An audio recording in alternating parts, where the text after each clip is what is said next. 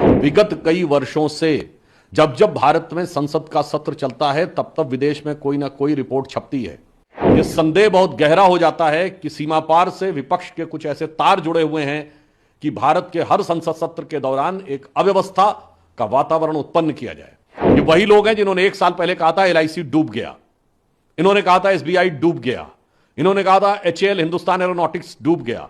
हमेशा कांग्रेस विदेशी कंपनियों के साथ क्यों खड़ी रहती है? आज से नहीं, 30-40 साल पहले से।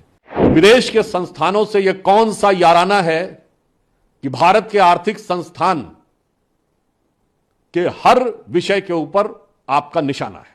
पता था कि संसद सत्र के दौरान ही वो रिपोर्ट आनी थी और यह मैं इसलिए देश के प्रबुद्ध लोगों से कहना चाहता हूं, विगत कई वर्षों से जब जब भारत में संसद का सत्र चलता है तब तब विदेश में कोई ना कोई रिपोर्ट छपती है। याद करिए, BBC की डॉक्यूमेंट्री संसद सत्र शुरू होने से ठीक पहले आई थी। जनवरी में हिंडनबर्ग की रिपोर्ट बजट सत्र शुरू होने से ठीक पहले आई थी।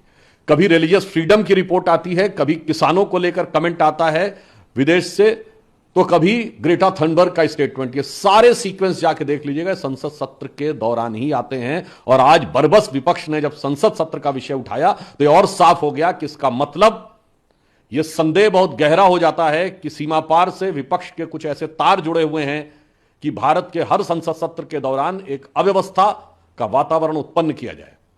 और यह बात हम गंभीरता से कह रहे हैं कि विपक्षी दल भारत में अस्थिरता और अराजकता उत्पन्न करना चाहते हैं, क्योंकि अभी हाल ही में संपन्न चुनाव भारत के इतिहास के इकलौते चुनाव थे जब 7 समंदर पार से बैठे हुए किसी धन कुबेर ने कहा, जॉर्ज सोरोस ने, कि मैंने $1 बिलियन रखे हुए हैं भारत में मोदी जी की सरकार को हटाने के लिए। कोई एक घटना होती तो किसी देश का बयान आ जाता है, तो कभी कोई रिपोर्ट आ जाती है। तो हमारी समझ में यह नहीं आता है कि ये सारी बातें, और फिर वो विदेश में जाकर ही राहुल गांधी जी अनेक प्रकार की चीजों की अपेक्षा करते हैं। कांग्रेस और विपक्ष के नेता जाके विपक्ष से अपेक्षा करते हैं कि भारत में हस्तक्षेप किया जाए।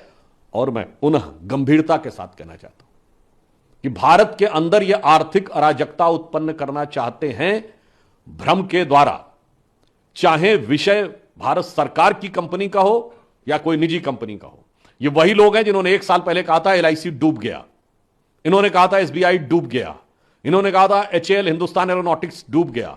फैक्ट यह है कि LIC ने पिछले तिमाही में 17,000 करोड़ का प्रॉफिट दर्ज किया है, जो ऑल टाइम हाई है। स्टेट बैंक ऑफ इंडिया ने पिछले तिमाही में 21,000 करोड़ का प्रॉफिट दर्ज किया है, जो प्राइवेट और गवर्नमेंट दोनों की कंपनीज में मिला के ऑल टाइम हाई है। HAL ने 29,000 करोड़ का रेवेन्यू 2023-24 में आया। अब सेबी के ऊपर अटैक है।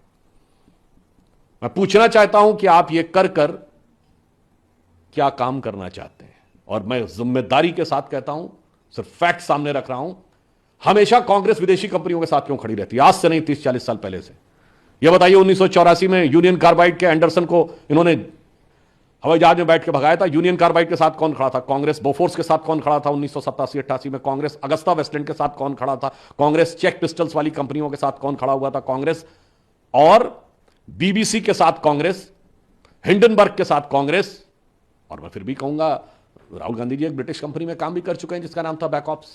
तो आज हम विपक्ष से पूछना चाहते हैं कि विदेश की संस्थाओं और विदेश में छपने वाली चीजों में, और आपको ध्यान हो केजरीवाल जी ये भी बोल चुके हैं कितना मुश्किल होता है न्यूयॉर्क टाइम्स में छपवाना, ये वर्ड है उनका ऑन रिकॉर्ड। तो मैं पूछना चाहता हूं एक लाइन में कि ये विदेश के संस्थानों से यह कौन सा याराना है कि भारत के आर्थिक संस्थान के हर विषय के ऊपर आपका निशाना है? सर, ऑपोजिशन JPC है इस मुद्दे पे, क्या कहेंगे? देखिए, अपोजिशन पहले भी इस विषय पे बात करती रही। JPC का अधिकार, जब एक बिंदु में और भी कहना चाहूंगा, तो संसद सत्र के दौरान की उन्होंने बात कही तो बिजनेस एडवाइजरी कमेटी में तय हुआ कि संसद सत्र का सत्र अवसान होगा। मैं स्वयं भी बिजनेस एडवाइजरी कमेटी का मेंबर हूं। तो बताइए, कांग्रेस के लोग तो उसमें थे। तो अब सत्र का अवसान सबसे विचार करके हुआ, उसके बाद इससे कनेक्शन, एक बात बहुत साफ हो जाती है कि उनको इस बात की तैयारी थी या आशा थी कि सत्र के दौरान यह रिपोर्ट आनी चाहिए। शायद वो लोग किसी कारणवश चूक गए होंगे। एक आखिरी सवाल सर, ऑपोजिशन कि सेंटर को पता था ये रिपोर्ट आने वाली है, इसीलिए सत्र जल्दी खत्म कर दिया गया? नहीं, मैंने तो आपको बता दिया, ये आज नहीं, पिछले 4-5 सालों में BBC की डॉक्यूमेंट्री, 2023 में हिंडनबर्ग की रिपोर्ट, चाहे रिलीजियस फ्रीडम की रिपोर्ट हो, ग्रेटा थनबर्ग का बयान हो, किसानों के ऊपर बयान हो, ये सब के सब संसद सत्र के दौरान आए हैं। तो मैं पुनः कहना चाहता हूं कि विदेशी कंपनियों से कांग्रेस का रिश्ता पुराना है। इसलिए भारत के हर आर्थिक संस्थान पर लगाना निशाना है और इसके द्वारा किसको फायदा पहुंचाना है, यह भारत की प्रबुद्ध जनता को निश्चित रूप से समझ में आना है।